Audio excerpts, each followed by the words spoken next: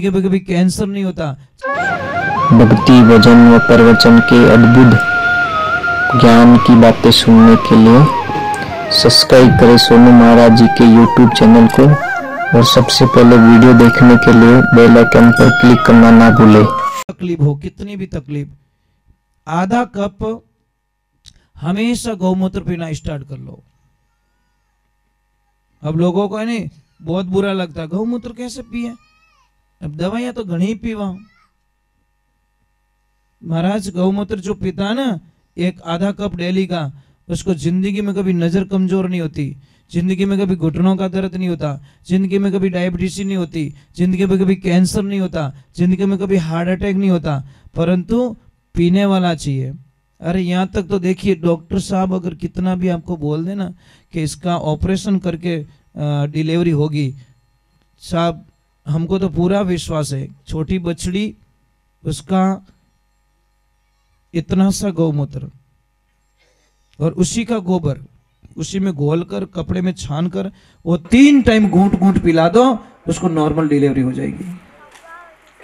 इतना प्रमाण है, समझ में आ रही नहीं, ऑपरेशन करने की कोई आवश्यकता नहीं पड़ेगी। हम क्या करें, हम लोगों की आदत पड़ गई बस।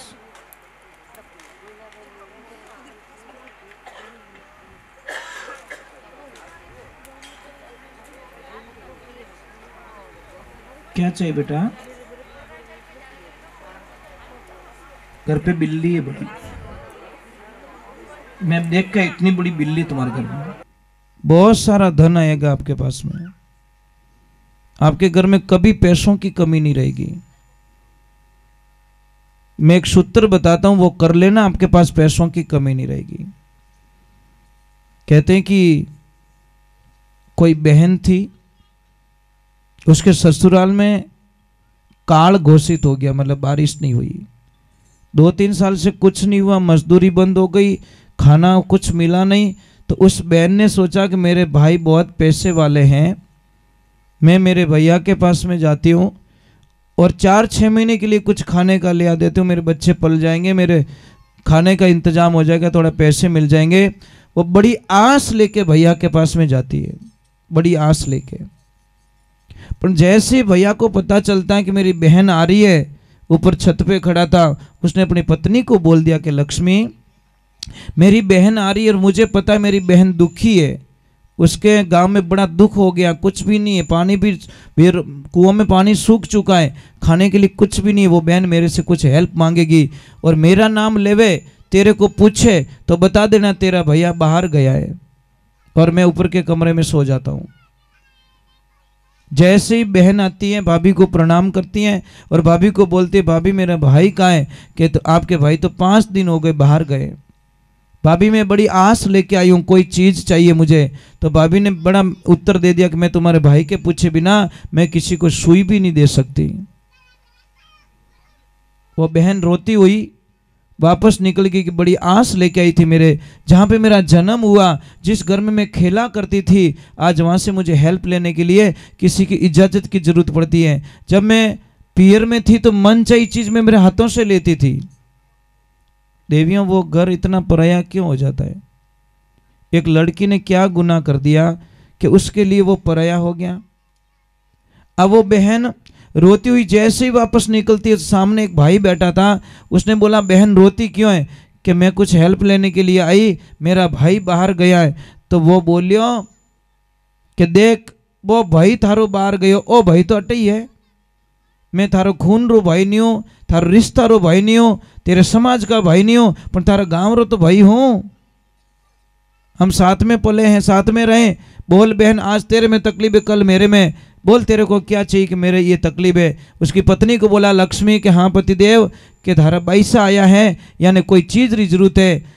देखो पत्नी मिले तो ऐसी मिले भगवान की कृपा से, खूब तो खाने का दे दिया, खूब पैसा दे दिया, खूब कपड़े दे दिए और पूरी बैलगाड़ी भर के अपने बेटे को बोला कि जा बेटा बुआ जी के घर पे छोड़ के आओ। और जैसे ही बेटा जाता है, महाराज पति पत्नी दोनों बात करते पीछे कि लक्ष्मी अगर वो जाएगा बेटा जाएगा, बुआ कुछ बना के खिलाएगी, अगर वो खा के वापस आ गया तो महाराज अगर उसने बदले में कुछ नहीं दिया तो हमारा धर्म पूरा नष्ट हो जाएगा। पर 2 दिन हुए जब बेटा आया तो पैदल ही आ रहा है, तो उसको पूछा बैलगाड़ी कहाँ है? अरे कि मेरी बुआ जी ने कुछ खाने के लिए बना दिया और खाना खाया, देखा तो जेब में 1 रुपया नहीं था, मैं खाने के बदले में पूरी बैलगाड़ी दे के आ गया बुआ जी को।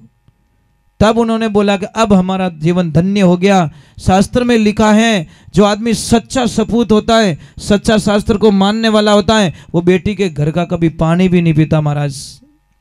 दूसरी बात छोड़ दो, बेटी और बहन के घर का कभी नहीं खाता।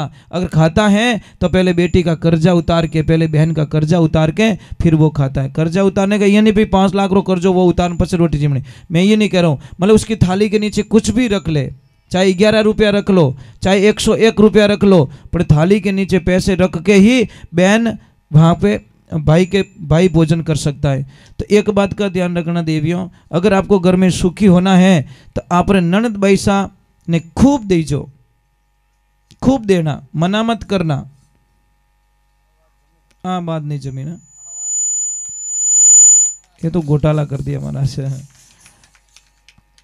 है हिम्मत ननद भाई सर अच्छो मामेरो भरो पक्का, अन कहीं तो भाई जी ने घर दे दियो पति देव तो चलेगा? है इतनी हिम्मत?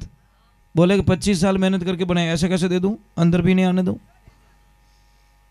बहुत अच्छी बात है। अगर ये भाव है तो आपके घर पे कभी पैसों की कमी हो ही नहीं सकती, पहले बात तो, क्योंकि आपका दिल दरिया है ना।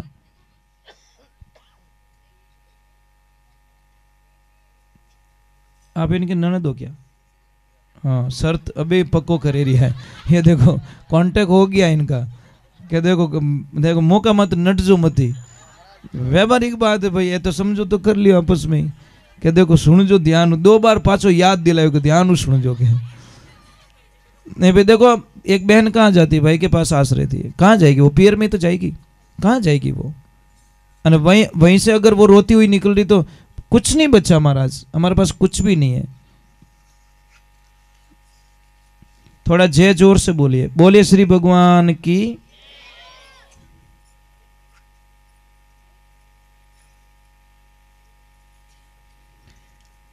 क्या बात है भाई, ऐसे ऐसे ऐसे अगर बच्चे मिल जाए तो जिंदगी में सफल हो जाए महाराज, ये लाइफ है महाराज। देखो जीतू भाई साहब इनके पापा मम्मी के नाम से एक प्याऊ बनवाने जा रहे हैं। भगवान गौ माता इनका खूब कल्याण करें और दिन दूना और रात चौगुना। भाई ये सच्चे मन से आपको आशीर्वाद है जीतू भाई साहब, बहुत बहुत धन्यवाद आपको। देखिए एक ध्यान रखना, मैं आपके वंदन कर रहा हूँ। मैंने पहले ही बोल दिया कि माता पिता हमारे परमात्मा होते हैं। पापा मम्मी सब कुछ हमको दे देते हैं, सब कुछ।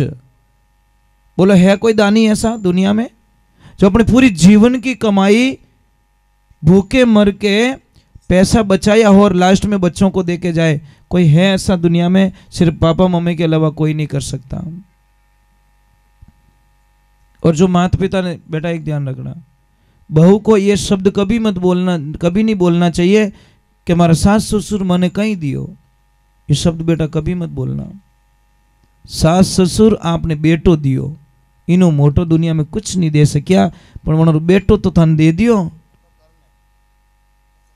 फिर भी अगर आपकी नीति अच्छी नहीं है तो फिर क्या करे महाराज? कौन आप रो बेटो देना चाहे? कोई नहीं देना चाहे। तो ये ध्यान रखना, सास ससुर अगर कुछ बोल रहे हैं ना तो बोलने दीजिए, वो है तब तक बोल रहे हैं, बाद में कोई नहीं बोलेगा। ध्यान रखना, अपने मारवाड़ी में कहावत है 100 मरजो पण 100 ने हाका करने वालों मत मरजो। समझ में नहीं, समाज में कोई बोलकनो आदमी रहे नहीं, वो चाहिए महाराज। समझ में नहीं, कोई गलत रास्ते वो बीच में बोले ना हाका करे न ठाणे लाई दे, एड़ो आदमी चाहिए महाराज, ध्यान रखजो। चलो एक बार भगवान के और जीतू भाई साहब के पूरे परिवार के लिए बहुत बहुत साधुवाद।